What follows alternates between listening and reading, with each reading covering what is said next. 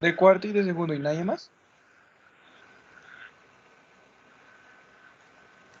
No hay gente como más grande.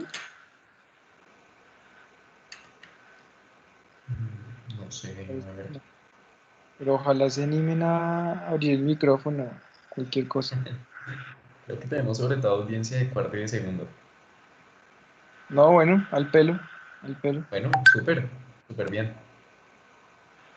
Bueno, Listo, muchachos, los entonces, dejo si con quieres Juan Francisco. empecemos.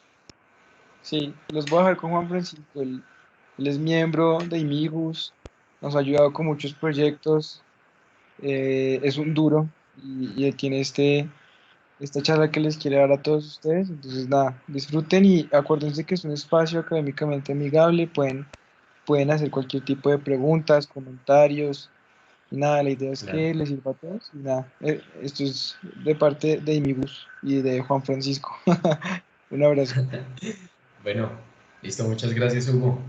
Bueno, y muy buenas tardes a todos. Muchas gracias por asistir.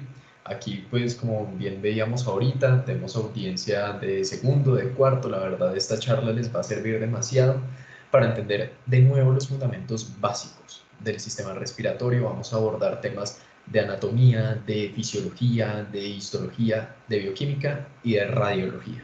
De esos cinco aspectos básicos vamos a hacer una charla más bien detallada con todos estos aspectos. Vamos a dar ciertas implicaciones clínicas al respecto y también vamos a poder interactuar entre todos. Ahí les dejé en el chat como una serie de preguntas que la idea es que mientras va dándose pues el transcurso de la charla, ustedes pueden ir respondiéndolas y haciéndose la idea de qué es más o menos el sistema respiratorio desde los fundamentos básicos, ¿vale?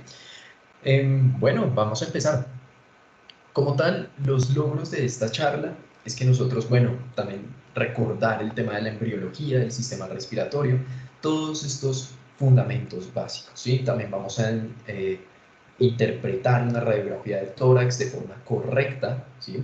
Vamos a identificar cómo es la mecánica, la regulación de la ventilación, la circulación pulmonar, la relación de la ventilación-perfusión, muy importante, sobre todo para exámenes paraclínicos.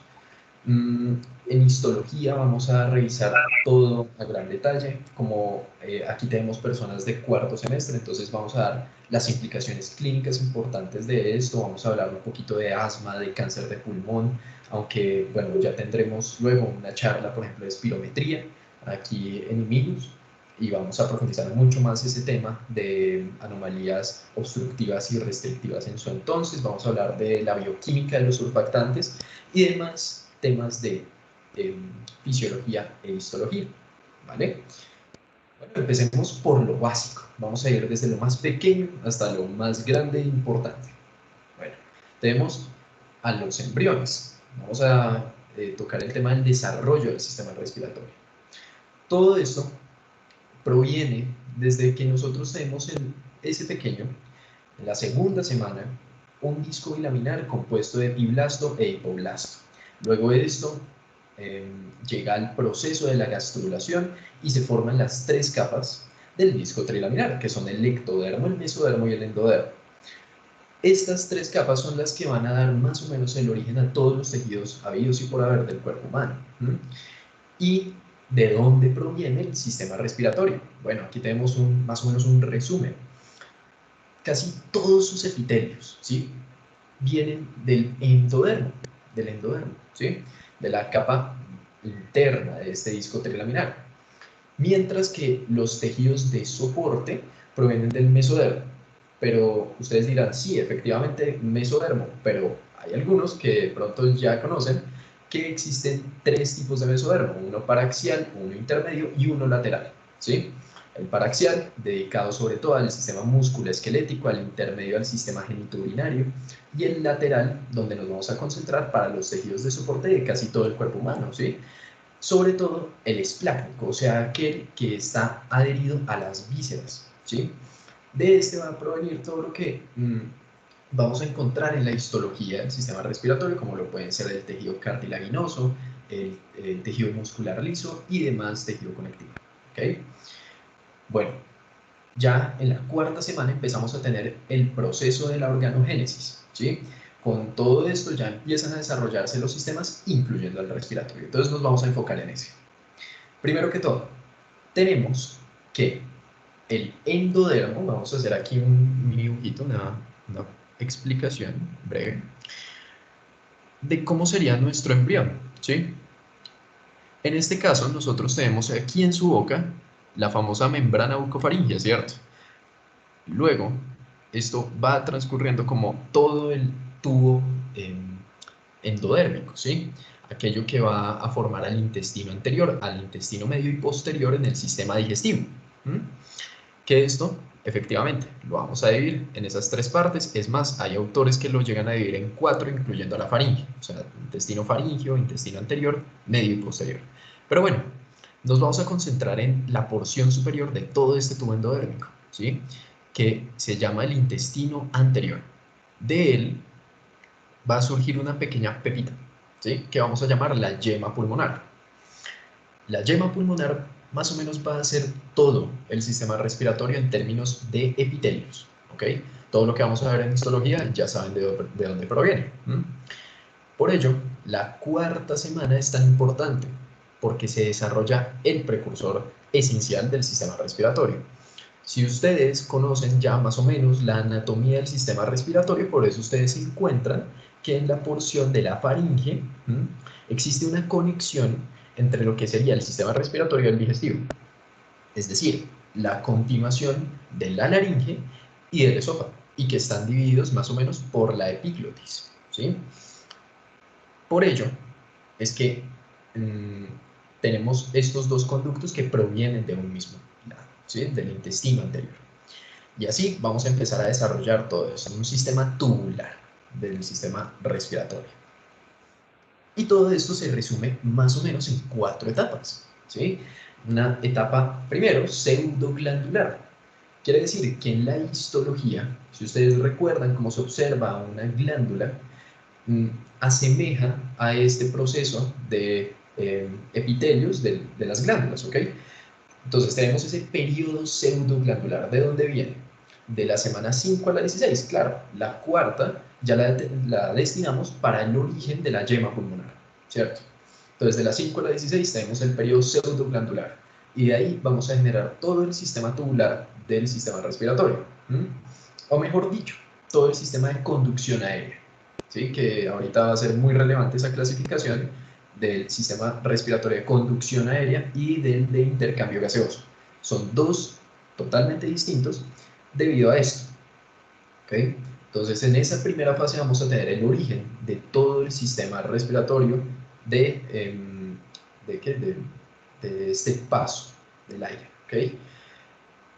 Viene desde los bronquios primarios hasta los bronquiolos terminales. Ahorita que hablemos un poco más de anatomía, vamos a entender a qué se refiere a ello. De ahora en adelante vienen cosas muy importantes. El periodo canalicular ya empieza de ahora en adelante todo el periodo comprendido del sistema respiratorio de intercambio gaseoso, que empieza con los bronquiolos respiratorios, ¿ok? Ellos son los más demorados en desarrollarse de todo el sistema de conducción, de todo el sistema de intercambio gaseoso, que son de la semana 16 a la 26, son varias semanas. El otro periodo, el periodo de los sacos terminales, viene de la semana 26 hasta el periodo del nacimiento. ¿Okay? Ahí se desarrollan los sacos terminales y todos estos alvéolos primitivos que aún no han terminado de tabicarse. ¿Sí? Cuando ya el niño nace, entra en una etapa denominada el periodo alveolar. ¿Sí? Y esto llega por ahí hasta la niñez. Digamos que hasta tipo 7 años. Y esto se debe a que los niños necesitan estimular, sobre todo, a su sistema respiratorio para que induzca la tabicación de más sacos terminales en alvéolos pulmonares maduros. Eso es lo más importante. O sea, si nosotros tenemos en el periodo de sacos terminales un saquito así, bueno, pues nosotros vamos a decir en el periodo alveolar, bueno, vamos a formar por aquí un tabique, aquí otro, otro, otro, y me dirán, pues, Pacho, ¿esto para qué es importante? Porque definitivamente, si ustedes tabican más este saco, ustedes van a tener mayor área de intercambio gaseoso. Eso es muy importante. Entonces, si el niño llega a reír demasiado, si juega mucho, si llega a hacer mucho deporte, ¿sí? Si comienza a realizar esa actividad física que induzca estos mecanismos epigenéticos, pues llega a tapicarse más este saco terminal, ¿sí? Y llegando a formar todos estos alvéolos pulmonares maduros y que van a persistir por el resto de su vida. ¿Okay? Bueno, se resume en esta gráfica. Tenemos el periodo embrionario, que viene más o menos comprendido por el origen de esa yema pulmonar, y empezamos con el periodo pseudoglandular, luego con el canalicular, el sacular y el alveolar. Pero aquí tenemos una cosa muy, muy importante, que ya vamos a detallar más a fondo su mecanismo fisiológico, que es el surfactante. ¿Okay? El surfactante puede ser el bronquiolar o el pulmonar. Aquí en la gráfica, es más, en la gran mayoría de la literatura, cuando hablan de surfactantes, hablan sobre todo del surfactante pulmonar. Entonces, aquí vamos a tener sobre todo al análisis del surfactante pulmonar, de cómo se comienza a sintetizar esto. Se comienza a sintetizar desde la semana 25 del desarrollo embrionario. Es muy importante, sobre todo porque los niños comienzan a tener este mecanismo de producción del surfactante de forma gradual hasta llegar hasta un pico. Ese pico, por lo general, está entre la semana 36 y la semana 40 del desarrollo. ¿Sí? Si el niño nació en la semana 36, perfecto. Su pico llegará por ahí unas 3 semanitas después. Y así es como se comprende ese pico del surfactante pulmonar. ¿Y esto por qué es importante? Y aquí va de pronto una aplicación clínica supremamente importante para lo que vendría a ser el caso de Pato, y es el caso del síndrome de dificultad respiratoria neonatal. Síndrome.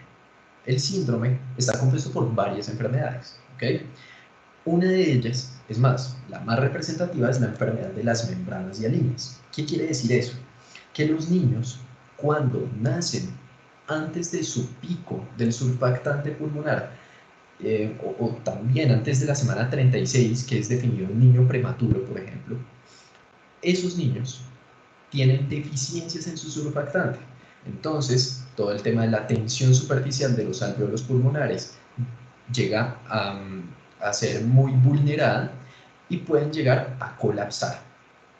Por eso, los niños que por lo general son prematuros o muy prematuros llegan a requerir pues, tratamientos, por ejemplo, con glucocorticoides, ¿sí? Para que se induzca la producción del surfactante pulmonar. O también análogos del surfactante que se les pueden brindar a esos niños, ¿ok? Eso es muy importante. Esa enfermedad, la enfermedad de las membranas hialinas, dada sobre todo en niños prematuros por deficiencia de surfactante pulmonar al no haber llegado al pico de esto, ¿okay? Eso es muy importante. Perfecto, entonces que ya tenemos esa base embrionaria, podemos hablar de la anatomía del sistema respiratorio. ¿Qué es importante de esto? Que nosotros comprendamos la diferencia entre cada uno de los dos pulmones, cuál es su relación con el corazón y cómo ellos, ya cuando hablamos de fisiología, cómo ellos interactúan con el sistema musculoesquelético para poder brindar la mecánica ventilatoria, ¿cierto? Eso es muy importante. Ahora, ¿cómo vamos a obtener, primero, la irrigación de los pulmones? La irrigación de los pulmones va a ser, bueno, la irrigación y el drenaje van a ser brindados por las arterias y venas pulmonares, ¿vale? Ellas van a estar en la total capacidad de brindarle al cuerpo humano la función del intercambio gaseoso. ¿Ellas de dónde provienen? O mejor dicho, ¿eso cómo surge? Primero, recordemos que arteria y vena se diferencian no porque tenga mayor o menor cantidad de oxígeno. O sea, no es en verdad una diferencia representativa para esto, sino que tendríamos la siguiente diferencia, y es que las arterias son aquellas que se alejan del corazón, ¿sí? Salen de esa bomba. Mientras que las venas son aquellas que regresan al corazón. Esa sí es la verdadera diferencia entre ellas, regresan al corazón. Ok, teniendo esa lógica, nosotros decimos, el corazón tiene la siguiente configuración. En ella, perdón, en él, tenemos que del ventrículo derecho sale la arteria pulmonar o tronco pulmonar. Y de ahí surge ese concepto de intercambio gaseoso, porque esta arteria pulmonar llegará al parénquima pulmonar, o sea, todo este tejido funcional que está comprendido en los pulmones, y allá se nutre en mayor medida de oxígeno para poder devolverse a la aurícula izquierda por medio de las venas pulmonares. ¿Ok? Esa es la gran diferencia entre ellas. Y así, cuando ya la sangre tiene mayor concentración de oxígeno, ahora sí puede ser liberada por todo el organismo a través de la aorta. ¿Ok? Bueno, ya teniendo esos conceptos, vamos a profundizar un poquito más en lo que vendría siendo pues, todo este tema de la anatomía del sistema respiratorio. A ver. Primero, debemos tener en cuenta que por aquí está la silueta cardíaca, ¿sí? Aquí está como por fuera del corazón, simplemente dejaron su espacio libre, pero quiero que pues observemos la relación íntima que tiene con los pulmones y cómo genera esa impresión en ellos. Todo esto, todo el corazón está embebido en lo que es el pericardio fibroso, ¿sí? Y ahí está en contacto con lo que sería en los pulmones lo del tema de la pleura, ¿sí? La pleura visceral, ¿ok? Ahora, cada una de estas relaciones vasculares que les acabo de mencionar la vamos a detallar un poquito más cuando ahorita veamos el tema del hilio pulmonar, o sea, la entrada de los vasos sanguíneos y demás componentes a los pulmones. Por ahora, ¿qué es lo más importante de esta proyección anatómica? Que identifiquemos que en el pulmón derecho encontramos tres lóbulos, uno superior, uno medio y uno inferior, divididos entre el superior y el medio por algo que se denomina la fisura horizontal, ¿sí? La fisura horizontal, que también se llama la fisura menor del pulmón derecho. O en el caso del lóbulo medio y el lóbulo inferior, que viene eh, sobre todo dividido por la fisura oblicua o fisura mayor del pulmón derecho. Ahora, el pulmón izquierdo, dos lóbulos superior e inferior divididos por la fisura oblicua o mayor, igual. Si uno llegase, por ejemplo, a olvidarse, cosa que también me pasó, de cuál es el que tiene dos lóbulos, cuál es el que tiene tres, el mejor recurso para poder recordarlo es cuál de los dos tiene la língula. La língula que es esta porción de acá, ¿sí? Esa porción es exclusiva del pulmón izquierdo, ¿sí? Del lóbulo superior del pulmón izquierdo.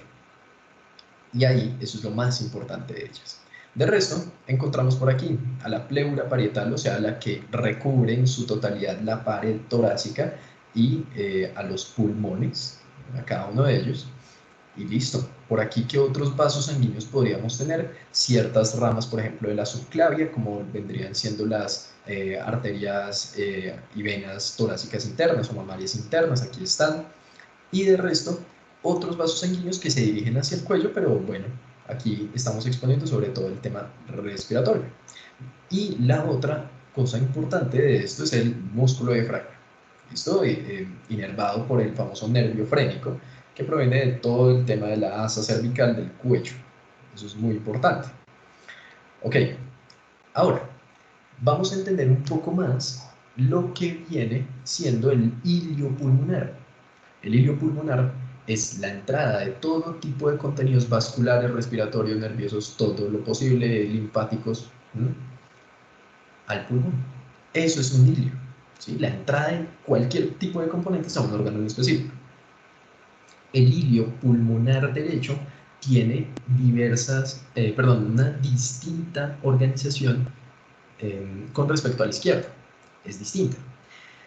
Si lo quisiéramos mirar de esta forma, el hilio pulmonar derecho tiene anterior a posterior arteria, vena y bronquio, ¿sí? Esa es la distribución principal del hilio pulmonar derecho. Sí, por ahí están ciertos ganglios linfáticos. Cerca están los famosos parailiares, muy importantes, por ejemplo, en la tuberculosis, que llegan a invadirse por el material caseoso de la micobacteria y toda la reacción inflamatoria granulomatosa. Todo eso llega a concentrarse en los ganglios linfáticos parailiares que vienen cerca del hilio pulmonar, por eso su nombre, ¿sí? Entonces ahí un dato para las personas que estén en cuarto, eso es muy importante. Y que eso, dentro de poco, van a entender que se denominan foco, complejo de Ghon y demás. Ahora, el hilio pulmonar izquierdo, él tiene una configuración distinta. Al frente de todo sigue la arteria, ¿sí? Sigue siendo el frente de todo. Entonces, como pueden ver, la arteria va al frente de ambos hilios. Pero aquí existe una diferencia, y es que en el hilio pulmonar izquierdo no existe como tal arteria, vena, bronquio, así de anterior a posterior, no. Aquí viene anterior totalmente la arteria, luego superior encontramos a la vena, y ustedes lo encuentran, ¿cierto?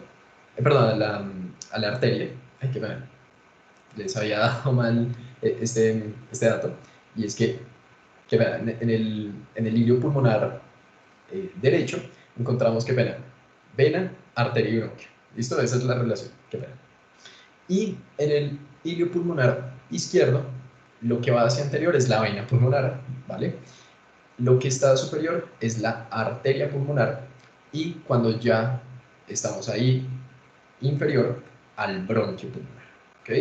Al bronquio fuente izquierdo. Eso es lo más importante de todo esto, y de nuevo encontramos ahí relacionados los ganglios linfáticos, que pues en este caso aquí enuncian a los que son broncopulmonares, pero como les repito, la gran relevancia clínica de estos son sobre todo los que están al lado de estos, que son los parailiares, en los casos de la tuberculosis.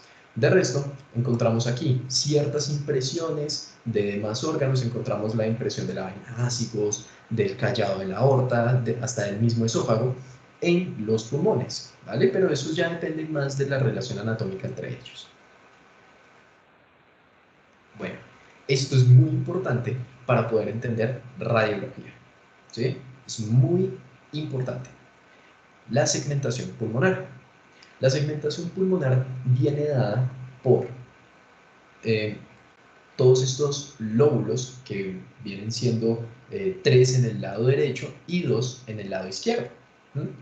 En el lado derecho encontramos en el lóbulo superior la siguiente distribución. Vamos aquí a acercar un poquito. En el lóbulo superior encontramos a 3 segmentos distintos, al apical, al anterior y al posterior. Aquí encontramos la relación en una vista anterior y en una vista posterior. Aquí los encuentran, el apical dirigido netamente al ápice, a la punta del pulmón derecho, y de resto al segmento anterior y al posterior, nada más. Luego encontramos a la fisura horizontal, de nuevo, dividiéndonos al lóbulo superior del lóbulo medio. El lóbulo medio tiene lateral y medial, 2 segmentos distintos y ningún otro. Entonces llevamos hasta ahora en el lóbulo superior 3 segmentos, en el lóbulo medio 2 segmentos, y bueno, el caso es el del lóbulo inferior, que tiene 5 segmentos. ¿Cuáles son esos 5 segmentos? Se llaman los 4 basales y el superior. Los 4 basales, sí, son el anterior, el posterior, el medial y el lateral. Y el superior solamente lo podemos observar en la vista posterior. Aquí lo encuentran, ¿sí? Este es el superior. Y ahí está. Ya les voy a decir por qué es importante esto en radiología, por ejemplo. Y con respecto al lóbulo, perdón, al pulmón izquierdo, vendrían siendo menor cantidad de segmentos, porque tienen menos lóbulos también. Entonces, el que tiene menos cositas, o menos partes, es el pulmón izquierdo realmente. Bueno, aquí el pulmón izquierdo fusiona su segmento apical y el posterior en uno, y se llama el segmento apico-posterior, ¿sí? Y conserva el anterior igualito al del pulmón derecho, ¿vale? Por eso aquí, en esta vista, ustedes no encuentran a ese color verde que le habían dado al segmento posterior. del pulmón derecho, es distinto. En el caso del pulmón izquierdo, nosotros no tenemos un lóbulo medio, pero sí tenemos un, entre comillas, aunque no es denominado así, un segmento de la, perdón, un lóbulo de la ínsula. O sea, es para hacer como una relación de eso. Entonces, todo lo que vendría siendo el segmento medial y lateral del lóbulo medio, ahora lo vamos a denominar según la língula, ¿vale? La língula va a dar dos segmentos distintos, el superior y el inferior, que ahí lo encuentran, que vendrían siendo los equivalentes de los segmentos del lóbulo medio del pulmón derecho.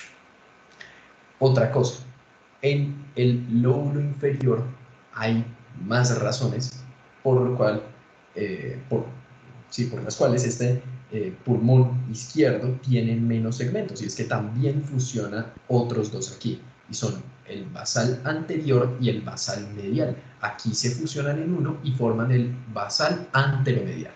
De resto, conservan los mismos, el basal posterior, el basal lateral y el superior. Esas son las diferencias. Entonces, si lo condensamos, podríamos decir que el pulmón izquierdo tiene como de distinto tres cosas.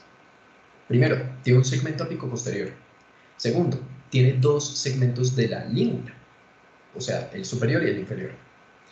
Y tiene un segmento basal anteromedial. Esas son las únicas cosas distintas entre esos dos pulmones, además de lo que ya vimos, que vendría siendo el tema del ilio pulmonar, ¿vale? De resto, nada más.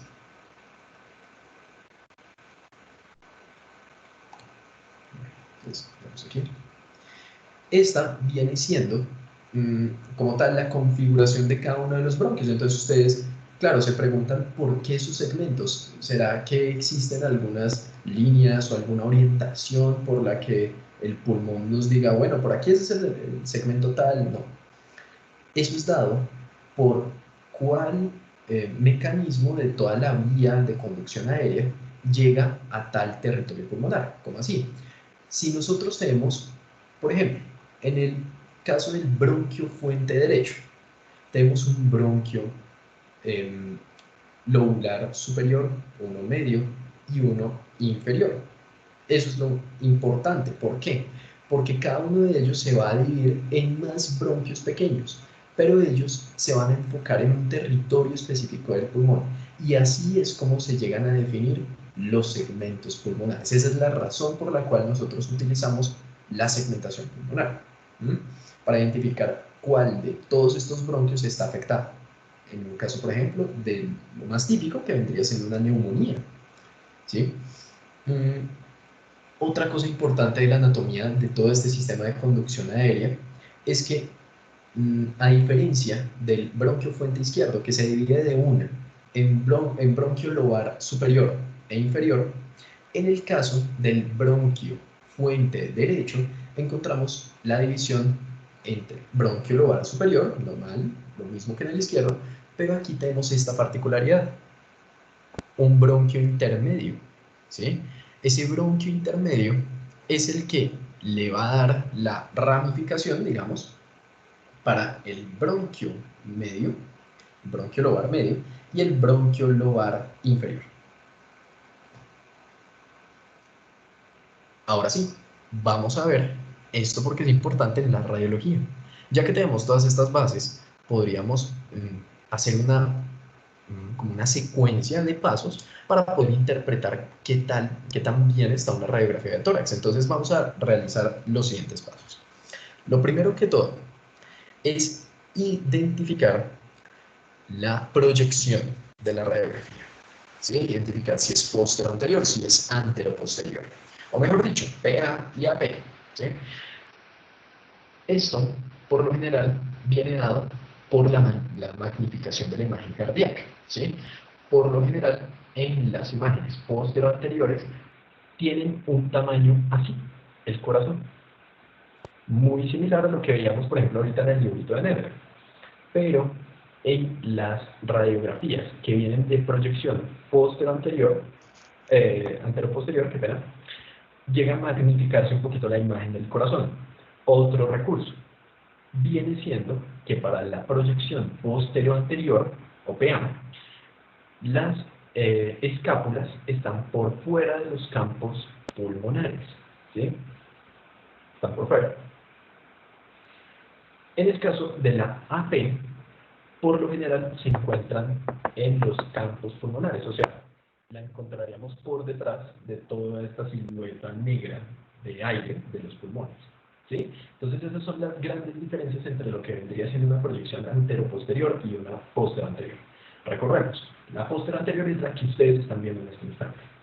Y la anteroposterior vendría siendo, en la cual encontramos unas escápulas por detrás de los campos pulmonares, o también que magnifica la imagen del corazón, ¿sí? Eso es muy importante. Ahora, ese fue el primer paso. ¿Y todo esto es para qué? Para saber si una radiografía está bien tomada o no. Porque si no lo está, es más difícil y hay veces que no es confiable interpretarla, ¿vale? El segundo paso de todo esto es identificar si está rotada o no, o mejor dicho, si está centrada. Para ese paso vamos a utilizar este recurso y es que, bueno, para de pronto las personas que están en segundo, estas punticas que ustedes observan en las vértebras se denominan apófisis espinosas, ¿sí? Por si nunca habían escuchado ese nombre, pues ahí se los presento, se llaman las apófisis espinosas. Ellas tienen que estar a la misma distancia del extremo medial de las clavículas para poder decir que una radiografía está centrada. Bueno, vamos a hacer un acercamiento para que lo observen. Ahí están. Los extremos mediales de las clavículas, que son estos dos, ¿sí? Aquí los dibujé, tienen que estar equidistantes a las apófisis espinosas, ¿sí? Tienen que estar a la misma distancia. O bueno, tienen que estar al menos como a una distancia similar, ¿sí? Por no decir igual, pero ahí está, ¿vale? Entonces ese es otro paso. El otro, que también es muy importante, la penetración de la radiografía. Esto viene siendo muy fácil, y es que ustedes por detrás de la silueta cardíaca, o sea, todo esto, ustedes identifiquen a los discos intervertebrales junto a los cuerpos vertebrales, que son cada uno de estos cubitos.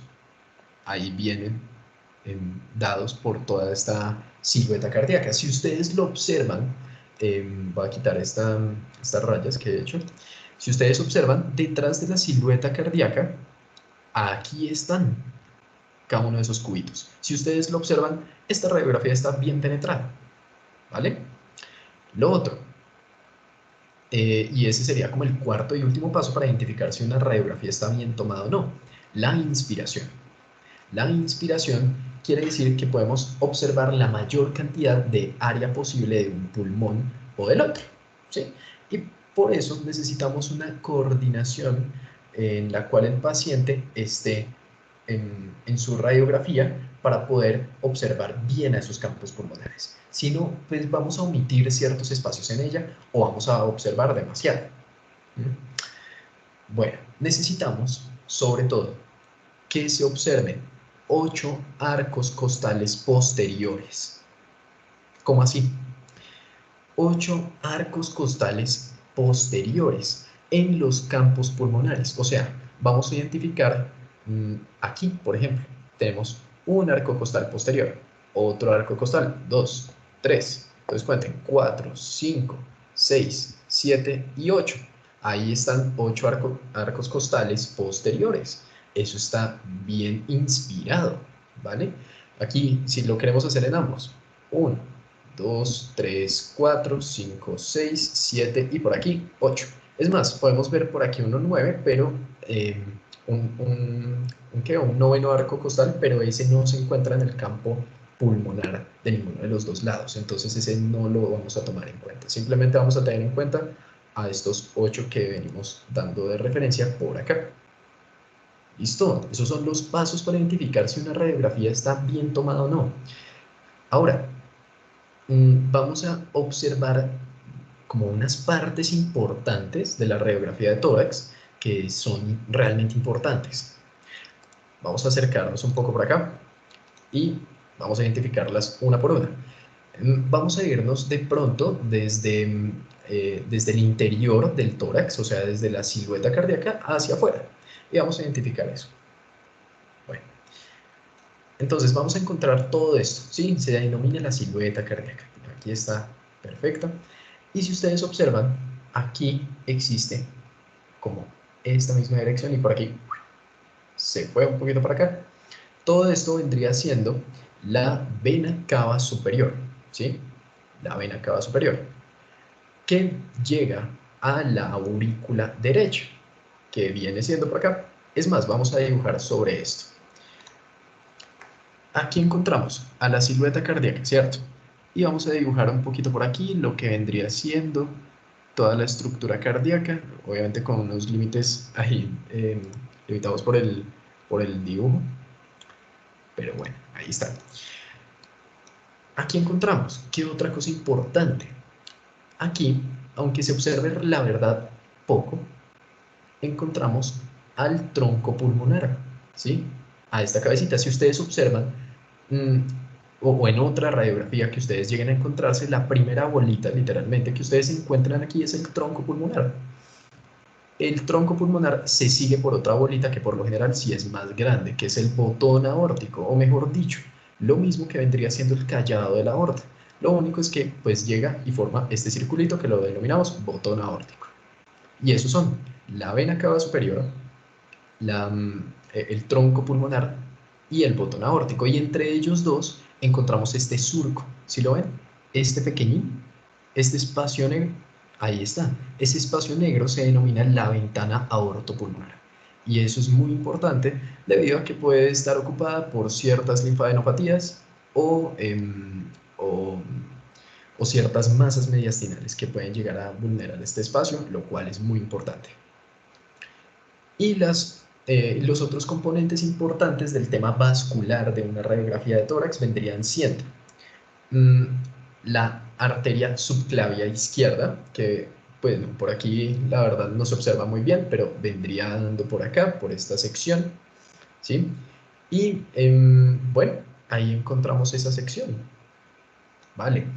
Si nosotros seguimos con otro tipo de contenidos vasculares, por ejemplo esta es la arteria interlobar derecha, es importante porque llega a dar irrigación sobre todo a los lóbulos medio e inferior del pulmón derecho, ¿sí?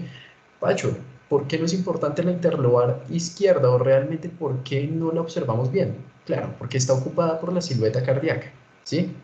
De resto, está ahí, pero está ocupada, ¿sí? La única que podemos ver en realidad es la interlobar derecha, es esta de acá. Y es muy importante en casos, por ejemplo, de hipertensión pulmonar. Eso es importante medirlo.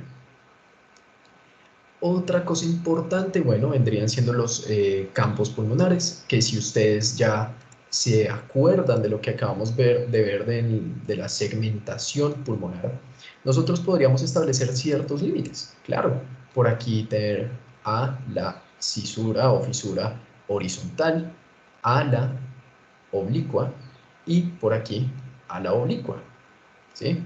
Y por aquí tener, no sé, a la língula, ¿sí ven? Por eso es que es importante conocer la anatomía de esto, por la identificación de estas estructuras, ¿sí? Y por lo general se pueden utilizar ambos métodos, yendo de lo más interior a lo más exterior o de lo más exterior a lo más interior. O mejor dicho, de la silueta cardíaca a las costillas o de las costillas para la silueta cardíaca. Cualquiera de esos dos métodos está bien. Realmente pueden enseñar cualquiera de los dos en libros o en las mismas clases. Bueno, de resto encontramos el tema de los huesos, evaluar sobre todo la integridad de ellos, que ninguno esté fracturado, y el tejido celular subcutáneo, que viene siendo todo esto. Hay ciertos casos que eso se observan en ciertas radiologías, que se observan enfisemas subcutáneos. ¿Y qué quiere decir eso? Que se arman, por ejemplo, burbujas en la piel, ¿sí? Eso es lo que quiere decir un enfisema subcutáneo. Y esos son casos, la verdad, muy graves y se observan muy claramente en una radiografía de tórax.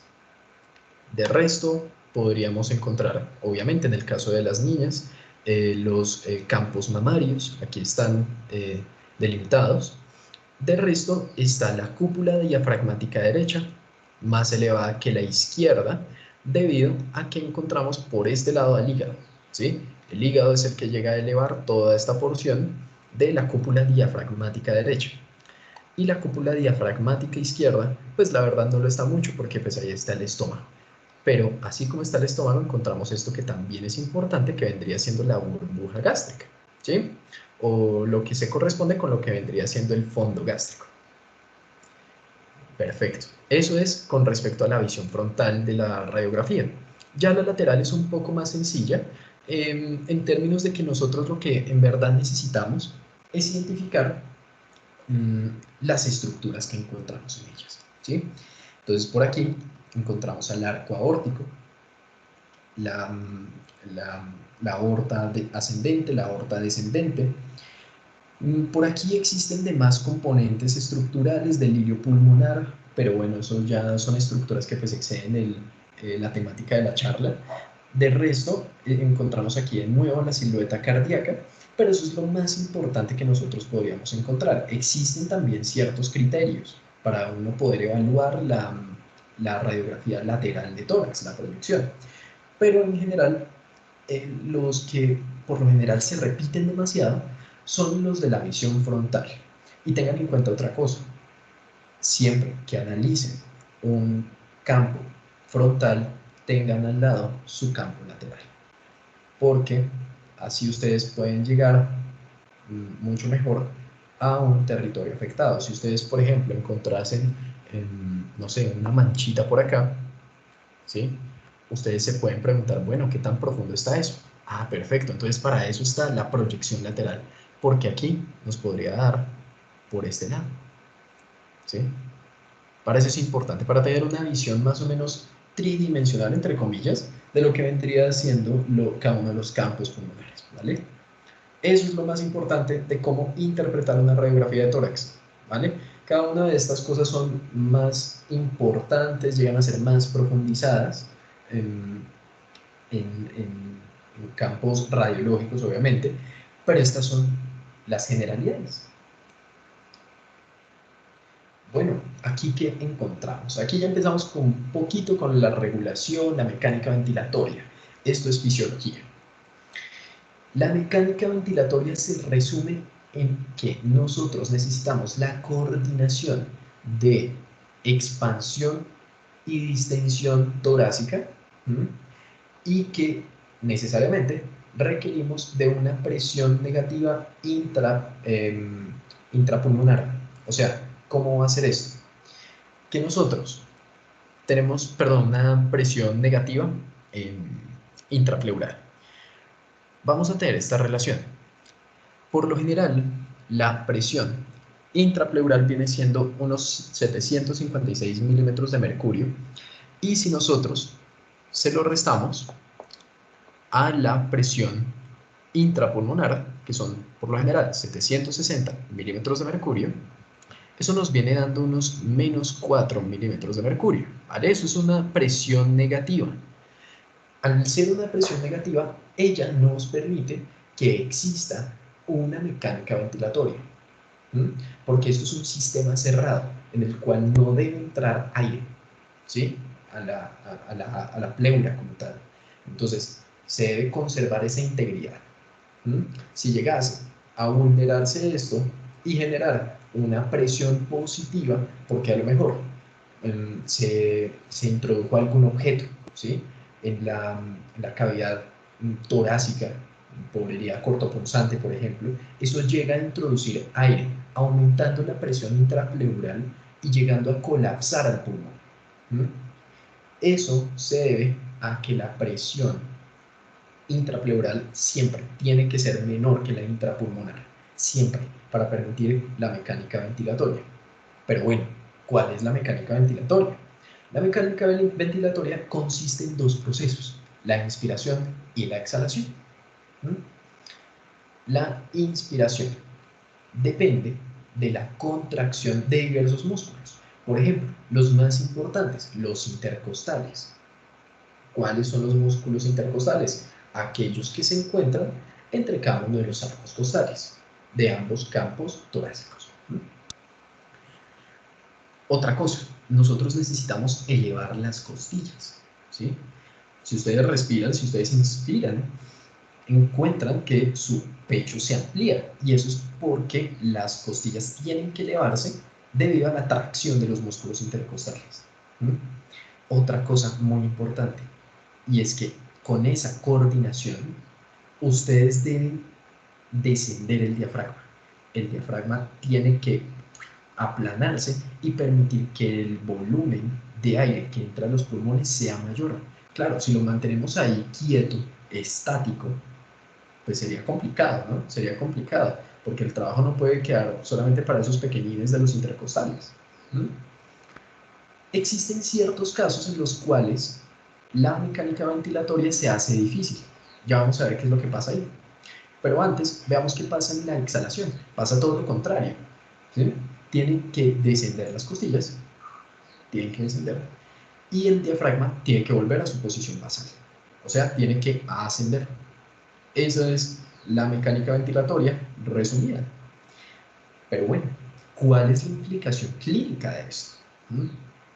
Nosotros podemos identificar de forma semiológica, o sea, en un examen físico de un paciente, el uso de músculos accesorios. ¿Qué quiere decir eso? ¿Se acuerdan que yo aquí les he mencionado tan solo dos tipos de músculos, los intercostales y, y el diafragma? Bueno, si se utilizan otro tipo de músculos, por ejemplo, los escalenos que quedan en el cuello, si se utiliza el esternocleidomastoideo, es porque se está realizando una respiración muy forzada, ¿sí? Y eso se identifica muchas veces en la semiología, en el examen físico, eso se puede identificar. Es más, hay casos en los cuales los pacientes generan algo que se denomina tirajes subcostales. Eso también se puede observar.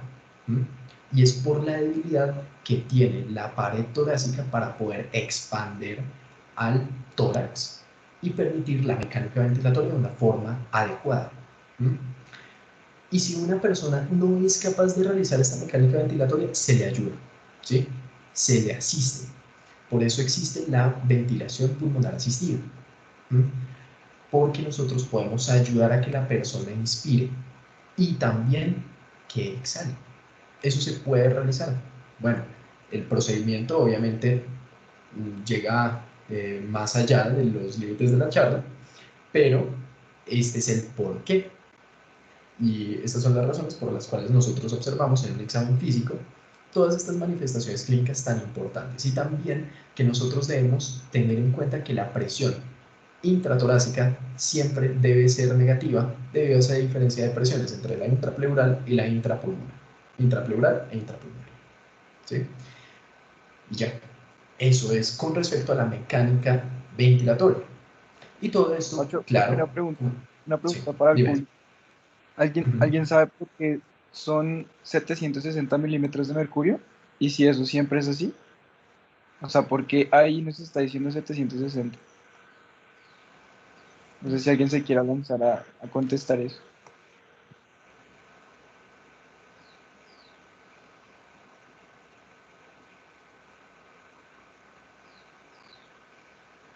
Todos tímidos.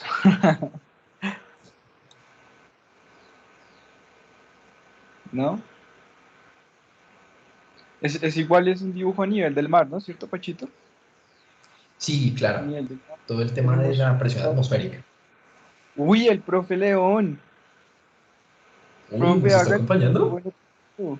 No, no puedo contestar o qué. ¿Me están discriminando? Claro. No, Ay, no, güey. mentiras, mentiras, era para saludar solamente. Démosle la pregunta a los estudiantes que están por allí. Yo estoy muy atento a todo lo que han dicho. Felicitaciones, Pacho. Ay, gracias, doctor. Tranquilo, tranquilo. Era solo por molestar y por saber que estaba aquí acompañando, para que sepan que lo estamos aquí acompañando. Pero eso es Ay, pregunta muchas Chévere, gracias. para todos los que están aquí qué chévere, presentes. qué chévere, súper invitado. Gracias, Doc. Sí, sí, muy bien, muchas gracias.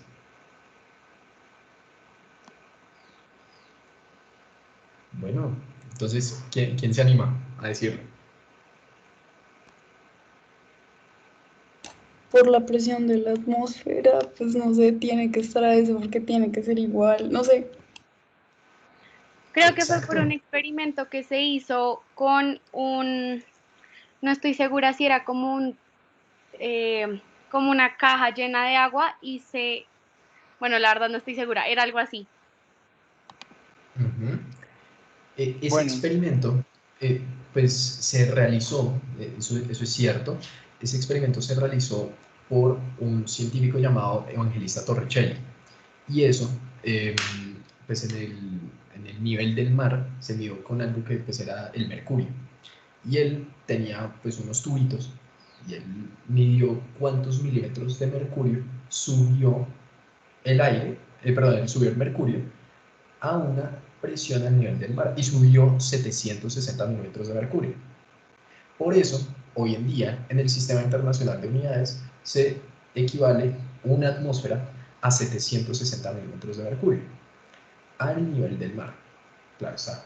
Entonces, la pregunta de Hugo es muy pertinente, porque obvio, esta presión intrapulmonar está identificada en casos a nivel del mar. ¿Sí? Y es como lo exacto. ideal. Ya aquí en Bogotá pues ya no tenemos 760 sino ¿cuánto? Más o menos como 564 como no sé, como Ujú. 600 por ahí. Sí, sí, viene siendo mucho menos. Sí, esa es la razón. Bueno, súper bien, súper bien. Listo.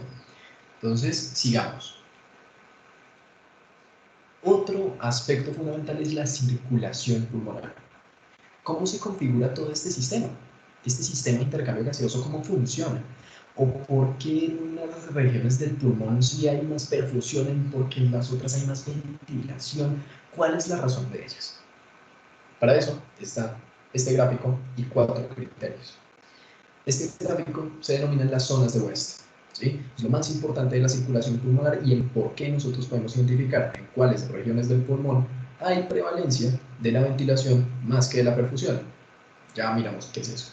Antes de observar ese aspecto, vamos a identificar cuáles son los 4 criterios de la circulación pulmonar. Los 4 básicos vienen siendo los siguientes, que ustedes encuentran ahí a la izquierda.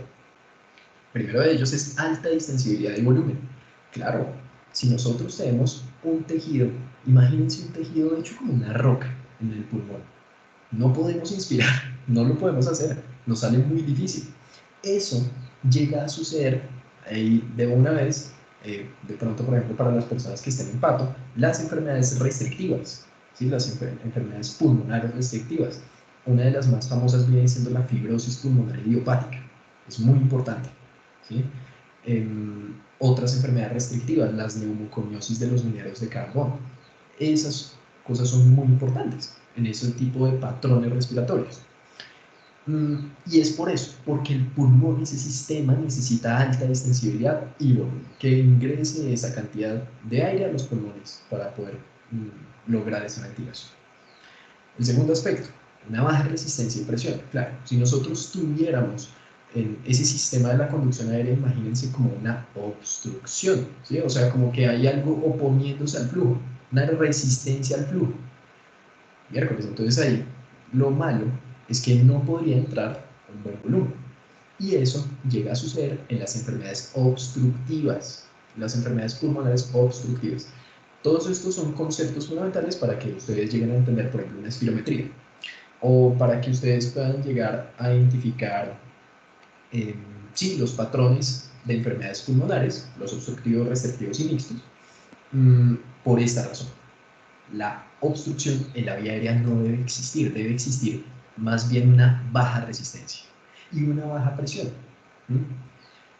Bueno, ¿cuáles son las enfermedades que siguen patrones obstructivos? ¿Alguien sabe? O, bueno, ¿cuáles son las dos típicas? Una de ellas es el EPOC. Muy bien. ¿Y que otra persona mencione otra?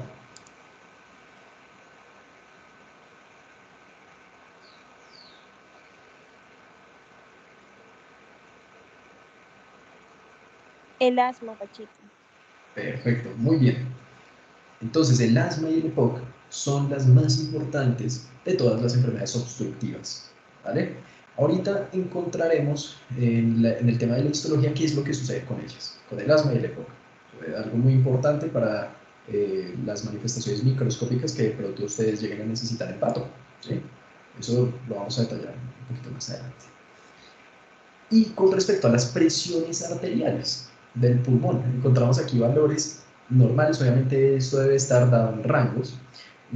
La sistólica promedio es 25 milímetros de mercurio, la diastólica promedio es 8 milímetros de mercurio y la media la tasamos de esta forma, 2/3 de la diastólica más 1/3 de la sistólica, y eso nos da un resultado de 14 milímetros de mercurio, ¿sí? Esos son los valores. Si ustedes los llegan a comparar con los sistémicos, bueno, encontramos una diferencia muy importante, muy, muy importante.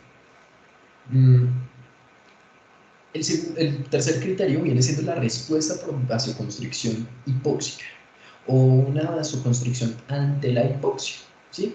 Eso viene dado porque el pulmón necesita realizar esta respuesta refleja para poder concentrarse en las mínimas cantidades de oxígeno que pueda llegar al pulmón en casos de que esta persona puede llegar a estar grave, ¿sí? Eso es un tercer criterio, pero sobre todo es importante cuando llegamos a estadios críticos. Y el cuarto es tener un reservorio de sangre. Claro, en el pulmón debe existir necesariamente este sistema de reserva sanguínea, en el cual tenga un flujo sanguíneo constante que le permita ventilarse de a poquitos por oxígeno, dependiendo de la ventilación. Debe estar ahí constante. Ahora sí, veamos las zonas de West. Las zonas de West están dadas de esta forma. Encontramos que pues, la principal función de ellas viene dada por lo que vendría siendo la relación ventilación-perfusión, ¿sí? Eso es lo más importante. Ahora,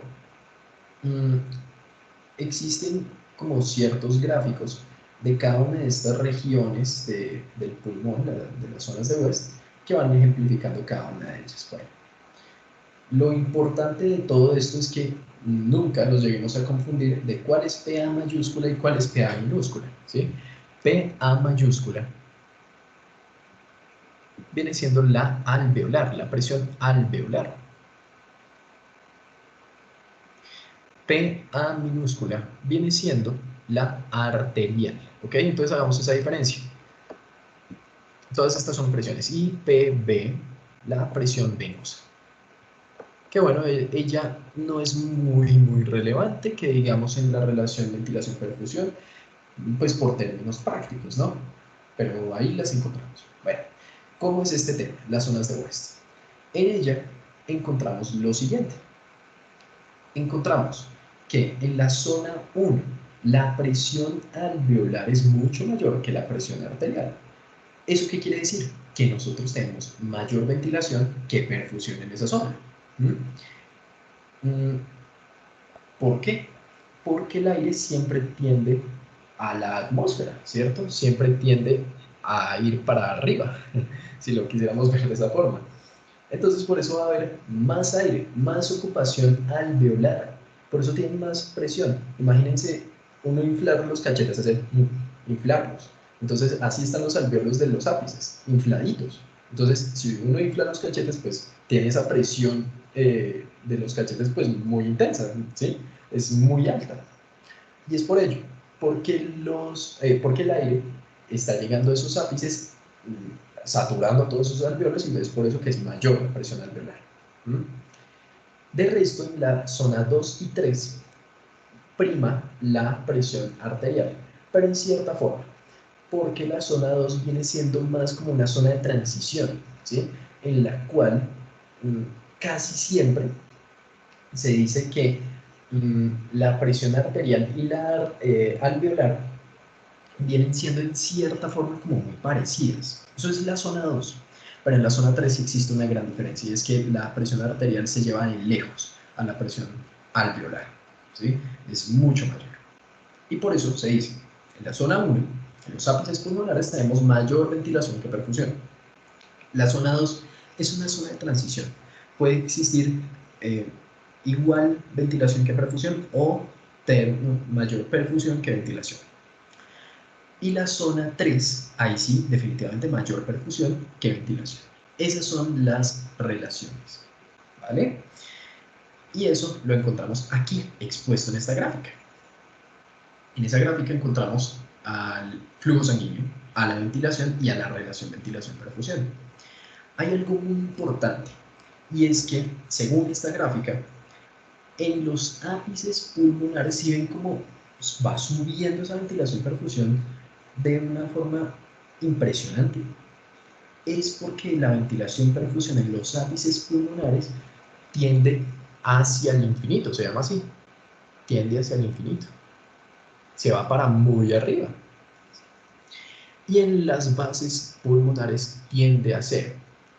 Eso es, como en aspectos generales, la relación ventilación-perfusión. ¿Cómo así que tiende al infinito? ¿Cómo así que tiende a cero? Si tiende al infinito, quiere decir que hay muchísima ventilación, mucha. Mientras que en las bases, la verdad, la relación es poca. Y la ventilación viene siendo superada por el flujo sanguíneo, por la perfusión. Eso es lo que quiere decir. Pero si lo queremos establecer, obviamente por esta relación. Si no, podríamos decir que simplemente en las bases hay más perfusión y en el ápice más ventilación. Nada más. Y ahora sí encontramos lo que viene siendo la histología. ¿Sí?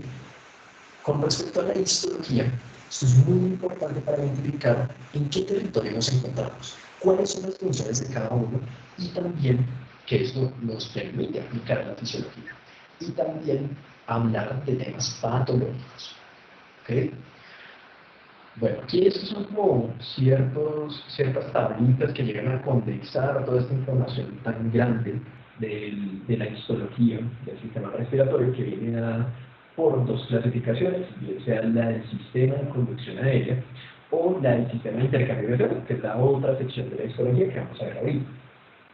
Entonces, en esta tabla encontramos que ahorita vamos a ver el vestíbulo nasal, la cavidad nasal, todo esto lo vamos a ver, cómo se encuentra relacionado con el tejido nervioso también en la cavidad nasal olfatoria. Luego encontramos aspectos, por ejemplo, de la faringe, la laringe, que encuentran diversos tipos de histología, diversos tipos de tejidos. Luego encontramos a la tráquea, a los bronquios primarios, y así vamos siguiendo con respecto a esto. Bueno, estos son como más bien cuadritos de resumen. Ahí está. Pero lo vamos a ver más aplicado. ¿Cómo se ve eso en la realidad? Aquí está. El epitelio respiratorio de la cavidad nasal es un epitelio que se denomina cilíndrico pseudoestratificado con cilios, ¿sí?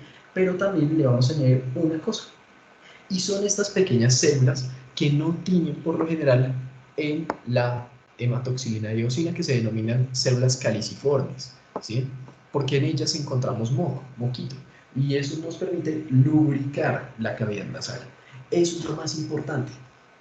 Los cilios son identificados por estos grandes pelitos que llegan a tener en la región apical las células, y eso lo que permite es la circulación de partículas.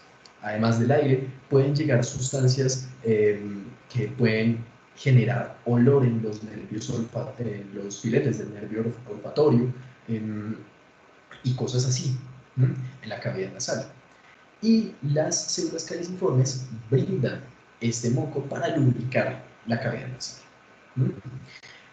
Eso puede ser de alguna forma como la base para que nosotros podamos llegar a entender cómo está configurado la histología del sistema respiratorio. ¿Okay? Bueno, esto es un cornete. Esto es un cornete nasal, un corte pues, más bien grandecito, en el cual encontramos diversas glándulas seromucosas distribuidas por todo el cornete nasal. ¿Sí? Este cornete, personas de pato, les puede suceder algo que se denomina pólipos nasales. ¿Sí? Los pólipos nasales, uno de los principales factores de riesgo es tener rinitis alérgica crónica o rinitis viral crónica. Cualquiera de esos factores de riesgo es muy importante, porque lo que genera es un edema exuberante, en los cornetes nasales que puede llegar a obstruir la cavidad nasal. O sea, reemplacen este tejido. Digo, ¿alguien tiene una pregunta? Bueno. Entonces, esto que está aquí en el interior, que pues viene siendo todo este material eosinófilo y distribuido con glándulas seromucosas y demás, se reemplaza por literalmente agua, ¿sí? Eso es un pólipo nasal que llega a un tamaño muy grande. ¿Mm? Y pues, claro está, tienen que cortarse esos pólipos nasales. ¿Mm? También esos pólipos nasales pueden ocurrir en el epitelio respiratorio normal de la cavidad nasal. Eso puede ocurrir, claro está. Claro, el cornete nasal es parte de toda esta configuración de la cavidad nasal y pueden ocurrir ahí. ¿Mm? En cualquier territorio de la cavidad nasal por estos factores de riesgo que por lo general es la rinitis crónica. Bueno, ahí está expuesto con todas sus glándulas y demás para permitir la lubricación, ya que en esta sección no se encuentran en gran forma las células caliciformes. Y aquí está como una mayor cercanía a las glándulas seromucosas del cornete nasal. Simplemente productoras de esta sustancia líquida lubricante de la cavidad nasal. Este órgano es muy bonito, la tráquea es muy bonita, sobre todo en la histología. Es donde encontramos uno de los mejores ejemplos de cartílago hialino. El cartílago hialino es todo esto morado, basófilo, que está ahí expuesto en la forma de una semiluna, que conforma en la anatomía cada uno de los anillos traqueales. Cada uno de ellos está compuesto por cartílago hialino. ¿Y esto qué es lo que le permite a la tráquea? Le permite que no llegue a dilatarse la vía aérea por el paso del aire, ¿sí? Eso es brindarle un soporte rígido físico a la vía aérea. Eso es importante. Otra cosa, así como veíamos en los cornetes, que tienen unas glándulas seromucosas, aquí también la tráquea las tiene, ¿sí? Y es porque ella tiene un poquito menos de cantidad de células caliciformes, aún así conserva un poco el tema del epitelio respiratorio, pero esto es para suplir la lubricación de la tráquea, de la vía de conducción aérea, y sobre todo al inicio, que es cuando entra la mayor cantidad. Se preguntarán, ¿por qué la vía de intercambio gaseoso va perdiendo cartílago hialino a medida que vayamos descendiendo y llegando al alveolo? Porque no requiere tanta resistencia a, a que la vía de conducción se dilate, ¿sí? Entonces en la tráquea, como entra muchísimo aire, pues necesitamos una cosa muy grande y rígida de cartílago hialino para que eso no se llegue a dilatar. Mientras que en un bronquiolo ya la verdad es menor, mucho menor la cantidad de cartílago, y es porque ya el aire ha pasado mucho con la presión con la que venía. Entonces, es por eso, porque tiene menor chance un bronquiolo de dilatarse en gran forma que la tráquea por el paso del aire. Pero hay ciertas cosas que sí lo dilatan y ya vamos a ver, que son patológicas. Aquí está un acercamiento más bonito a la tráquea. Aquí encontramos su cartílago hialino, que pues viene siendo todo esto, toda esta semiluna bonita, compuesta por todos estos condrocitos y demás que llegan a ubicarlos aquí, junto al tejido conectivo de soporte, que vendría siendo toda esta túnica de tejido conectivo que encontramos por esta sección inferior al cartílago hialino.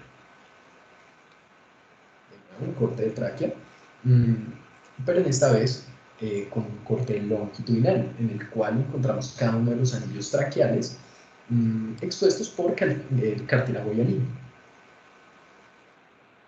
Ahora sí, vamos a empezar a realizar ciertas diferencias. Entonces llevamos todo lo de la cavidad nasal, cómo se observa su epitelio respiratorio, un cornete, y la tráquea. Ahora vamos a ver un bronquio primario, o mejor dicho, un bronquio fuente. Estos bronquios sí tienen cartílago hialino, pero siguen que ya no mucho, porque el aire ya pasó por una gran, con una gran presión más arriba. Entonces aquí necesita menor resistencia frente al paso del aire. Adicionalmente, el bronquio, o bueno, mejor dicho, la única diferencia entre tráquea y bronquio primario es que el bronquio primario comienza a generar estas bolsitas. Estas que observamos acá. Eso es lo más importante. De resto, el epitelio prácticamente se conserva igual y encontramos más glándulas seromucosas, ¿sí? Para permitir de nuevo la lubricación. Aquí está de pronto el tema del moquito que ellas liberan, esas glándulas, para lubricar la vía de la conducción aérea. Pero ahora, si uno mira, el bronquiolo primario ya no tiene cartílago hialino. Entonces, vamos a hacer una diferencia. Bronquio y bronquiolo se diferencian entre sí porque el bronquiolo no tiene cartílago hialino. Y si lo llegase a tener, la verdad es muy poquito y se confundiría muy fácil con un bronquio. Un bronquiolo primario, pues aquí está. Adicionalmente, el bronquiolo primario ya empieza a tener un tejido cilíndrico simple. Ya no es como tal un epitelio respiratorio. ¿Sí? Si hiciéramos aquí un acercamiento, encontraríamos que ya su epitelio es distinto. Ya es cilíndrico simple. Eso es importante, porque así se puede distinguir más fácilmente un bronquio de un bronquiolo. Un bronquiolo terminal. ¿Cuál es la diferencia que tiene con un bronquiolo primario? La diferencia es que el bronquiolo terminal tiene células Clara. La historia de Clara, ¿sí? Pues ese es el apellido del científico que llegó a descubrir estas células. Por lo general no es muy mencionada en la ciencia porque no genera mucha cantidad de orgullo para la ciencia.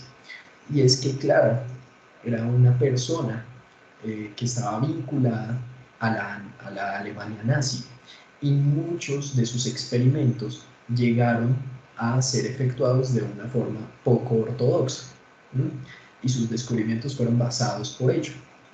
Entonces, por eso, hoy en día, muchos libros de histología han llegado a retirar el nombre de Clara y lo llegan a nombrar como la célula club, ¿sí? ¿Sí? Como club, como cualquier, sí, cualquier club, así, club, la célula club. Eso es una historia muy importante para el tema de la histología del sistema respiratorio, y es que ya por lo general no se nombra mucho el tema de Clara, sino la célula club. Y así es como se le menciona. Y esa es la particularidad del bronquiolo terminal, y es que desde aquí empezamos a tener células Clara. ¿Cuál es la función de ellas? Producir el surfactante bronquiolar. Ya vamos a ver la bioquímica del surfactante bronquiolar después de la sección de histología, pero para que lo vayan teniendo en cuenta, eso es lo más importante.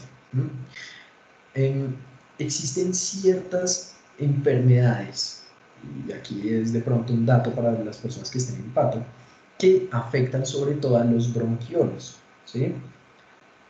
Esto está dado sobre todo por las enfermedades obstructivas, o sea, el asma y el EPOC. El asma sobre todo afecta al músculo liso de los bronquiolos, tanto de los primarios y demás, como el terminal y el respiratorio. Llegan a vulnerar el músculo liso de todos los bronquiolos. ¿Cómo lo realiza? Se vuelve tan vulnerable este músculo liso que la capa del músculo liso en los bronquiolos se vuelve, sí, o sea, no les miento, se le vuelve así de gruesa. Se vuelve así de gruesa en personas asmáticas, porque son músculos que llegan a ser tan fuertes por repetidos ataques de asma y pues toda la acumulación de moco y demás, que pues llega a tener estos cambios morfológicos. ¿Sí? Eso es muy importante que lo tengan en cuenta. Y eso se observa de esa forma, y es una de las principales razones para identificar de forma microscópica al asma, por todo este ensanchamiento de la capa muscular lisa de los bronquiolos, ¿sí? De los bronquiolos necesariamente. Bueno, aquí encontramos al bronquiolo respiratorio y aquí es donde empieza la vía de intercambio gaseoso. ¿Por qué? Porque aquí ya empezamos a tener, además de células claras, ciertos tejidos que de pronto nos pueden llegar a colaborar para el intercambio gaseoso, pero no en una forma tan significativa como lo puede ser un alveolo pulmonar. Entonces, por esta región encontraríamos a células claras. Por ejemplo, esta célula que está literalmente debajo del guantecito es una célula clara. Bueno, ahí la pongo. La célula clara es una célula cilíndrica simple que no tiene cilios, a diferencia de sus compañeras. Aquí están, ¿sí? Sus compañeras son simplemente parte de ese epitelio, del cilíndrico simple. Pero aquí está la célula clara, una célula más, pálida y, y que no tiene cilios. Esa es la diferencia. De resto, en la otra sección del bronquiolo respiratorio encontramos ya un epitelio totalmente distinto que sobre todo va a empezar a modificarse para convertirse en lo que encontraríamos en los sacos alveolares como los neumocitos tipo 1 y tipo 2. Eso es lo más importante. Esto es el conducto alveolar. No sé, pero esta imagen se asimila mucho a lo que vendrían siendo las ostras del colon. Aquí, cada uno de estos, ¿sí? Cada uno de estos espacios son pues similares y es por eso que son sistemas de conducción. Si ven cada uno de ellos, estos son los tabiques alveolares que llegan a diferenciar cada uno de los alvéolos pulmonares para poder generar una mayor área de intercambio gaseoso. Eso es muy importante. Y bueno, ese es el conducto alveolar, que es más o menos como el caminito por el cual uno llega al saco alveolar. A su vez, el saco alveolar es como el conjunto formado por varios alvéolos pulmonares, no es como tal el caminito, pero sí es como varios alvéolos pulmonares abrazados entre sí, eso es el alvéolo pulmonar. En el alvéolo pulmonar nosotros encontramos dos tipos de células muy importantes. Por ejemplo, aquí está la clásica neumocito tipo 1 y por aquí un neumocito tipo 2. Funciones totalmente distintas. El tipo 1, encargado sobre todo del mecanismo de intercambio gaseoso, y el neumocito tipo 2 en la producción del surfactante pulmonar, cuya bioquímica vamos a ver ahorita, ¿sí? En general es eso. La histología del sistema respiratorio se basa de esa forma. Y también para las personas que pues estén en pato también les puede servir mucho esto. En los alvéolos pulmonares existe mucha enfermedad. ¿Por qué? Porque en ellos se concentran dos de las principales defensas del sistema respiratorio. ¿Cuáles son? Los macrófagos alveolares, que dentro de poco vamos a ver cómo se observa un macrófago alveolar, ahí más adelante cuando hablemos del intersticio. Y el otro mecanismo es que en el surfactante pulmonar encontramos algo que se llaman las SPA y SPD. Esos son receptores reconocedores de patrones patógenos solubles que se encuentran en el surfactante pulmonar e identifican ciertas partículas de microbios que pueden llegar a invadir la vía aérea, sobre todo en los alvéolos pulmonares. ¿Por qué? Porque se concentran ahí los macrófagos alveolares. ¿Por qué se concentra ahí el surfactante pulmonar? Porque aquí se encuentra la cuna del oxígeno, ¿sí? Este es nuestro sistema de intercambio gaseoso y tiene que estar protegido, lo tiene que estar. Por eso, si encontramos por aquí cualquier tipo de microbio extraño, realmente va a haber una reacción inflamatoria en esto, ¿sí? Y esto se denominaría neumonía. La neumonía es todo el proceso infeccioso que se llegue a formar en un pulmón, que se rige por 4 estadios distintos, que vienen siendo las hepatizaciones y la resolución de la neumonía, que se observan de formas particulares, claro está, y que como existe una reacción inflamatoria, todo esto puede llegar a ser vulnerado y destruido. Todos los contenidos que están dentro de los capilares que se encuentran por aquí van a salir volando en el alveolo pulmonar. Entonces, imagínense, aquí apenas vemos una leve capa de lo que sería un surfactante pulmonar. ¿Sí? Esto de aquí, eso es surfactante pulmonar. Pero imagínense que esto se atestara de sangre. ¿Sí? Imagínense. Imagínense aquí cómo podríamos realizar que el oxígeno llegue acá. O sea, eso es una tarea muy, muy dura. ¿Sí? Eso sería muy duro. Por eso es que sucede la dificultad respiratoria en las personas con neumonía muy avanzada, ¿sí? O en estadios críticos. Cuando la reacción inflamatoria es tan potente que destruye al propio parénquima pulmonar y libera los contenidos del intersticio pulmonar en el espacio alveolar, llega a aumentar la capa de intercambio gaseoso, haciendo que ni siquiera el mismo oxígeno pueda difundirse a través de ella. Y por eso a la persona le cuesta realizar la actividad ventilatoria, la mecánica ventilatoria, y tiene que ser colaborada. Por eso, pues por el tema de todo el tema de la pandemia, ¿sí? Llega pues uno de los medicamentos que primero se pensaron para poder regular toda esta enfermedad del virus, que vendría siendo la hidroxicloroquina, por ejemplo, porque se basaron en el fundamento de que si le bajaban la inflamación a esto, pues no se destruía tanto el parénquima pulmonar y así las personas que estaban en estadios críticos podían respirar al menos un poco más. Pero todos estos medicamentos aún siguen en estudio y la verdad no han sido tan prometedores al respecto. Pero se basaron en ese fundamento, ¿sí? Dijeron, bueno, como en verdad la dificultad respiratoria es en verdad producida por el cuerpo, porque está llegando a afectar al mismo alveolo, generando una capa mayor de todo este contenido que no permite el intercambio gaseoso, pues claro, ahí uno dice, pues sí, no hay como ilógica al respecto, ¿sí? Ahí está como muy bien explicado el fundamento, pero no ha sido del todo útil. Y ahí está. Ese es el porqué. Bueno, y existen otras enfermedades, claro está, que llegan a fusionar, se les va a mencionar aquí, que llegan a fusionar todos estos alveolos pulmonares y que también eliminan los tabiques alveolares. Eso se denomina enfisema, ¿sí? El enfisema es una de las manifestaciones primordiales de lo que llamamos EPOC, ¿sí? Y el enfisema puede ser ubicado en el acino pulmonar, que ya vamos a ver qué es ese concepto, en el acino pulmonar en todo, en la región distal del acino pulmonar o en la región proximal del acino pulmonar. Se puede ubicar de esas tres formas o también en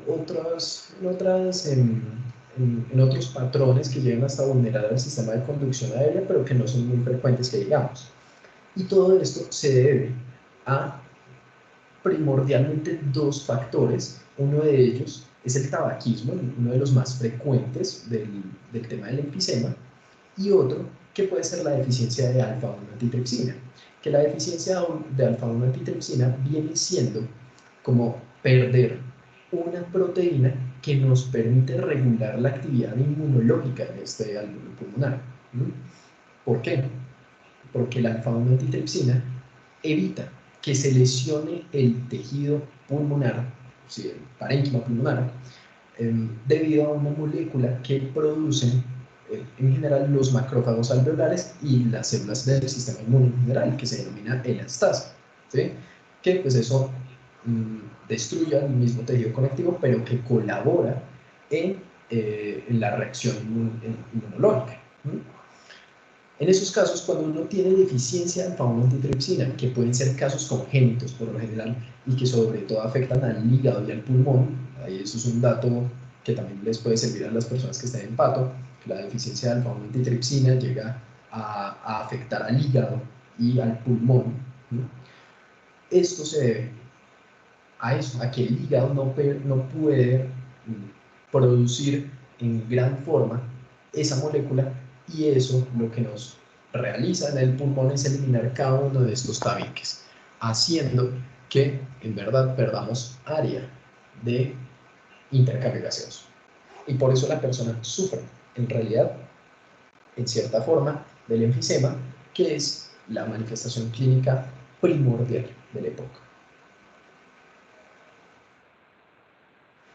Ok, el surfactante bronquiolar, su bioquímica, está compuesto de 3 cosas distintas: glucosaminoglucanos, lisosimas e inmunoglobulina A, producido por las células club, ¿sí?, que se encuentran desde los bronquiolos terminales a respiratorios, ¿sí? Se encuentran desde esa porción. Sus funciones son las siguientes: permite la turgencia de la de la matriz extracelular al hidratarla. Claro, si tiene glucosaminoglucanos, eso como que es un juguito, es algo rico para la matriz extracelular, porque recuerden que la matriz extracelular, además de estar compuesta de fibras, tiene algo denominado sustancia fundamental, y la sustancia fundamental está compuesta de glucosaminoglucanos. Y pues claro está, de otras macromoléculas que por lo general no están tenidas en la hematoxilina diosina. Otra función: lubrica y permite que exista resistencia ante la presión mecánica. ¿Presión mecánica de quién? Ahí no es que metan una manita y que exista presión mecánica, no, la presión mecánica del aire, del flujo del aire. Eso es importante. Permite la acción mecánica de los cartílagos de la vía aérea. Claro, este surfactante bronquiolar también, además de ser producido en los bronquiolos terminales a respiratorios, permite que los cartílagos que estén como más arriba de ellos puedan actuar de una mejor manera al brindarles resistencia al flujo del aire y que no vaya a dilatarse la vía de conducción, por ejemplo. Y la última función, que es una de las más importantes, es atrapar toxinas y degradar el moco que se encuentra en la vía aérea superior. Eso es muy importante, y aquí encontramos una imagen en la cual vamos a hacer la diferencia entre varios conceptos. La diferencia entre lo que vendría siendo acino, saco alveolar y lobulillo, ¿sí? El lobulillo es aquello que está compuesto por bronquiolo terminal, bronquiolo respiratorio, saco alveolar y alveolos, ¿sí? Mientras que el acino es bronquiolo respiratorio y saco alveolar junto a alveolos pulmonares. Eso es importante. El lobulillo es más o menos el acino junto al bronquiolo terminal. A su vez, el acino está compuesto por bronquiolos respiratorios, sacos alveolares y alveolos. Personas que están en cuarto, por ejemplo, ustedes necesitan reconocer estos dos términos para identificar los 4 tipos de enfisema que existen. Que existe, por ejemplo, el panacinar, el acino distal, el panlobuliar y todos estos. Es por eso que ustedes necesitan esto. O el septal, ¿sí? Ya saben el por qué. Porque existen estos dos conceptos, lobulillo y acino. Ahí está. Eso es lo más importante de ese diagrama también. El surfactante pulmonar es como la sustancia clásica del sistema respiratorio. Producida por los neumocitos tipo 2, tiene la función primordial de reducir la tensión superficial de los alveolos pulmonares, ¿sí? Eso lo que permite es que ellos pues, no vayan a colapsar, ¿sí? Y que puedan distenderse frente a la entrada de aire, ¿sí? Adicionalmente, tiene funciones hasta inmunológicas que ya las vimos, que tiene las SPA y SPD, que llegan a identificar patrones patógenos de ciertos microorganismos para iniciar una cascada inmunológica al avisar a los macrófagos alveolares que ahí existe cierta invasión, por ejemplo. Por eso ahí encontramos la unidad del alveolo pulmonar en este dibujo. Encuentran a los neumocitos tipo 1, a los neumocitos tipo 2 y al macrófago alveolar. Ellos se encuentran en unidad y en constante equilibrio. Los neumocitos tipo 1 relacionados con los eritrocitos que estén de los capilares inferiores a ellos para el intercambio gaseoso. Los neumocitos tipo 2 sacan estos cuerpos laminares para liberar el surfactante pulmonar y eso se vuelve a reciclar, es un constante ciclo, ¿sí? Se vuelve a reciclar por el neumocito tipo 2 y luego se saca de nuevo con un surfactante de nueva calidad. Esto se debe a que el neumocito tipo 2 produce una molécula que se llama la dipalmitoilfosfatidilcolina, o DPPC, y eso lo que permite es que en constante reciclaje mejore la calidad del surfactante pulmonar con todo este ciclo, ¿sí? Y así se mantiene la tensión superficial del alveolo pulmonar, y eso es. Esto va más ligado a los neumocitos tipo 1, ¿sí? Los neumocitos tipo 1 se relacionan, como bien les decía ahorita, con el eritrocito del capilar inferior a él, ¿sí? ¿Y eso por qué se debe?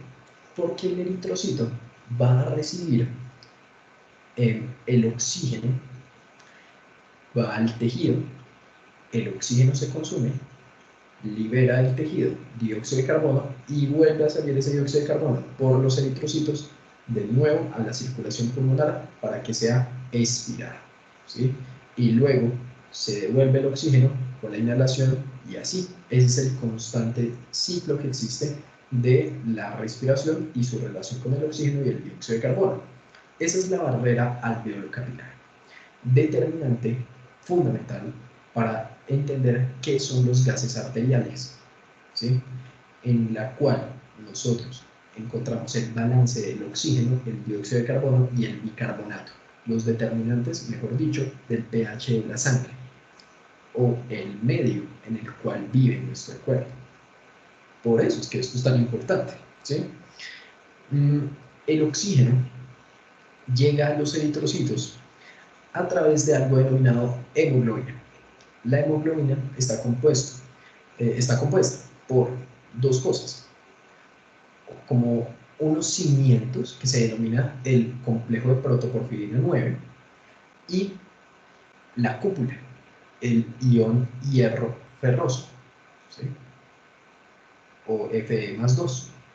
Ellos conforman a la hemoglobina, ¿sí? Junto a las 4 globinas de su estructura, ¿sí?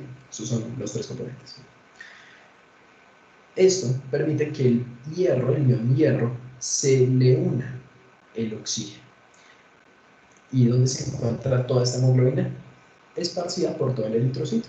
Entonces él va a llegar a cualquier tejido a suministrarle su oxígeno, como se ve, su encargo de oxígeno. Luego, lo que va a hacer el tejido, cuando ya haya consumido ese oxígeno para su vida, entonces le va a devolver, listo, ya lo gasté, muchas gracias, dióxido de carbono. Entonces el dióxido de carbono va a llegar al eritrocito y por medio de una enzima que se denomina la anidrasa carbónica, se forma esto. Aquí está la reacción. El dióxido de carbono, a través de la anidrasa carbónica, forma el ácido carbónico. El ácido carbónico, como todos los ácidos en el cuerpo humano, tienen que ser ionizados. Entonces, pasa a ser hidrogenión y bicarbonato. Aquí está. Y el bicarbonato va a salir del eritrocito, ¿sí? Y él se va a encargar de dejar al hidrogenión acoplado a su hemoglobina por un momento, ¿sí? Hasta que llegue algo denominado, por ejemplo, la metahemoglobina reductasa, y que ya deje listo la hemoglobina para que pueda funcionar de nuevo en el caso de la derecha, para que pueda volver a adquirir este oxígeno y permita la respiración adecuada del paciente. Y ya, el bicarbonato, pues al ser liberado a la sangre, queda ahí en el medio para estabilizar el pH del organismo. Ese es el ciclo. Entonces, dióxido de carbono, anidrasa carbónica, luego eso más o menos termina en hidrogenión y bicarbonato, y el bicarbonato va para el medio para balancear el pH, porque claro, ahora encontramos más dióxido de carbono en la sangre, entonces el bicarbonato va a alcalinizarlo y el eritrocito se responsabiliza del hidrogenión hasta que vuelva a encontrarse al oxígeno. Continuando con el tema de la barrera alveolo capilar, estas son dos gráficas que llegan definitivamente a resumir lo que uno necesita conocer de toda esta unidad. En la primera gráfica nosotros encontramos que entre una mayor ventilación alveolar nosotros tenemos menor cantidad de dióxido de carbono. Y en la segunda, ¿qué encontramos? Entre más ventilemos, tenemos más presión de oxígeno. Eso es lo que quieren decir esas dos gráficas.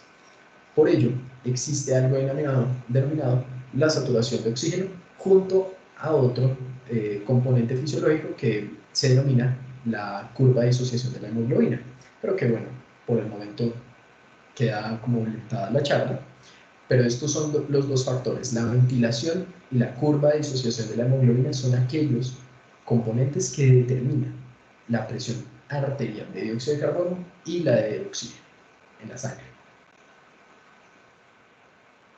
Y para finalizar encontramos al intersticio pulmonar. El intersticio pulmonar siempre se ha dado como tal, en cierta medida, con una responsabilidad de generar algunas enfermedades, sobre todo restrictivas, pero también en ciertos papeles fisiológicos, como el de la defensa innata del pulmón. También se ha visto cierta implicación con el drenaje linfático que llega a tener el pulmón. ¿Por qué? Porque en el intersticio pulmonar se encuentran principalmente, además, claro está, de los capilares y sus células inmunológicas, claro está, se encuentran dos componentes que son muy importantes de forma clínica. Primero, fibroblastos. Los fibroblastos, por un mecanismo aún desconocido, generan en el pulmón algo denominado fibrosis pulmonar idiopática, que es una de las principales enfermedades restrictivas en el mundo, ¿sí? Y esto se cree que se debe por una liberación de mayor cantidad del factor de crecimiento de los fibroblastos, o también por factor de crecimiento transformante beta, por esas dos.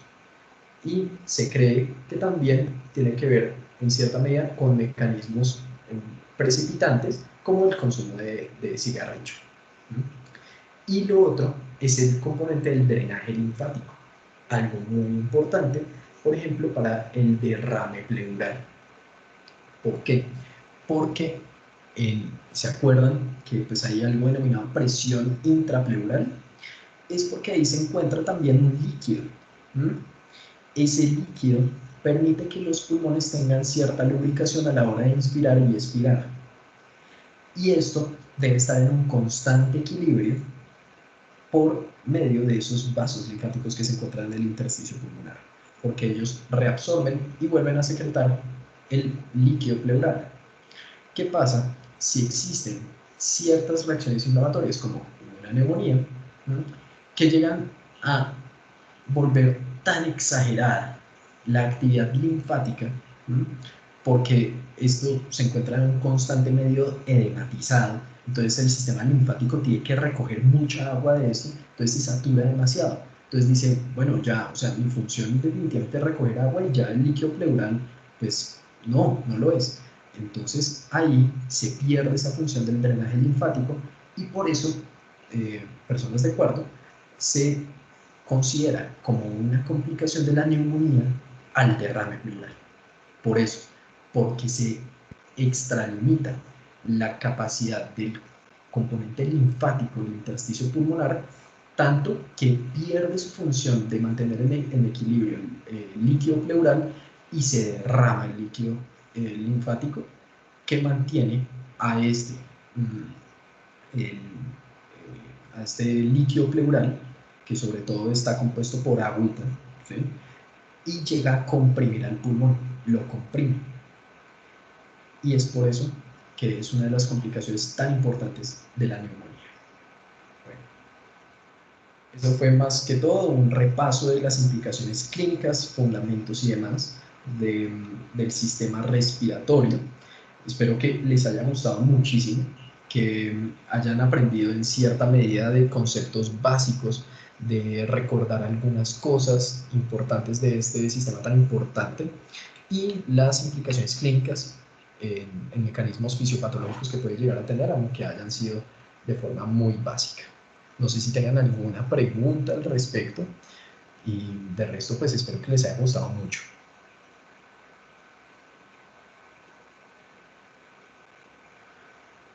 No, Pachito, yo casi me desconecto porque ahorita tengo una reunión en 2 minutos, pero ya dijiste que ya te ibas a desconectar, entonces pues me decidí quedar hasta el final y no, muy bien y muchas gracias Claro.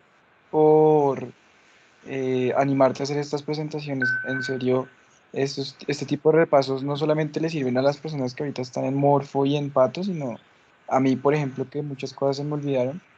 Eh, y nada, muchas gracias a todos por asistir. Y el doctor León también, muchas gracias por asistir. Qué bueno. Sí, muchas gracias a todos.